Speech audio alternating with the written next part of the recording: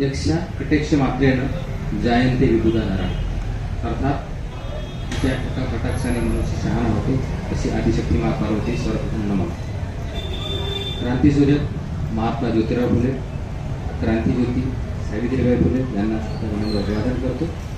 आजच्या कार्यक्रमाकरिता उपस्थित असलेल्या संपूर्ण स्त्री शक्ती, आमचे मार्गदर्शक कृष्ण गोडे, गोडे मामा, जगन्नाथ भाऊ आणि बंटे भाऊ. मी 2 शब्दाच्यासाठी माईक हातात घेतला आहे की मला सर्वप्रथम तुम्हा सर्वांचं अभिनंदन करायचं. 28 नोव्हेंबर आणि 11 एप्रिलला मला फोन आला होता. कुणाचा फोन आला? श्रद्धाताईंचा तुमचा का? तर असं एक नियोजन आहे म्हणे आमचं. तर मी तेव्हा त्यांना तेच बोललो की 28 नोव्हेंबर आणि 11 एप्रिलला आम्ही तिथं असतो, आमचं मंडळ तिथं असते.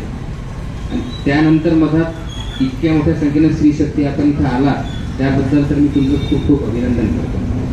कारण की तुम्ही आता मॅडमनी म्हटलं पितृपक्ष चालू आहे.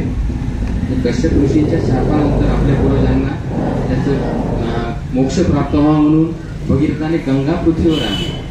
त्याच अनुषंगाने मी तुमचं म्हणजे परत की तुम्ही इथून एक चांगली सुरुवात केली की बाबा इथं आता खरोखर इथून जो पितृपंधरवाडा आहे त्याची एक योग्य सुरुवात केली. कारण की तुम्ही धर्म कार्यासाठी म्हणा का सामाजिक कार्यासाठी घराबाहेर पडला, पण ज्या महापुरुषांनी सर्वप्रथम या भारतातली सामाजिक कार्यकर्ती म्हणून आपली पत्नी घराबाहेर काढली, त्या महापुरुषांच्या पुतळ्याच्या स्वच्छतेने तुम्ही तुमच्या या कार्याची सुरुवात.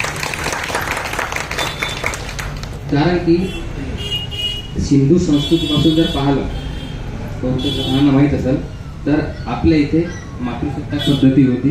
मग जे काय परिवर्तन झालं, कसं झालं ते सर्व चर्चेचा विषय सर्वांना ज्ञातच आहे. पण खऱ्या अर्थाने जर कुठल्या संस्कृती जर जपायची असेल, तिच्यावर कुठल्याही प्रकारचं आक्रमण होऊ द्यायचं नसेल, तर स्त्री शक्तीनं सक्षम होणं खरोखर आवश्यक असतं. कुठल्याही महापुरुषांना स्वीकारणं हे बऱ्याच अंगानं असतात. आपण म्हणतो, सहज म्हणतो हा महाराष्ट्र फुलेंचा आहे, हा महाराष्ट्र छत्रपती शिवाजींचा आहे, हा टिळकांचा आहे, हा बहुतेक महापुरुष आहे. पण म्हणणं सोपं आहे, पण त्यांना स्वीकारणं फार कठीण असतं. कारण की महापुरुषांचं कार्य विविध क्षेत्रामध्ये असतं. त्यांचे विचार असतात सामाजिक, आर्थिक, शैक्षणिक प्रकाश. मग त्यांना कुठल्या प्रकारे स्वीकारायचं, त्यात एक शब्द जो मी जोडतो, जबाबदारीने जोडतो. त्यांचं धार्मिक कार्य सुद्धा महापुरुषांचं असतं. मग आपण कोणत्या अंगाने त्यांना स्वीकारायचं? शैक्षणिक स्वीकारायचं, आर्थिक स्वीकारायचं, राजकीय स्वीकारायचं. आणि ते स्वीकारत असताना आपण जर सर्वसमावेशक ही साधून जर स्वीकारलं तर मला वाटतं उत्तम राहील.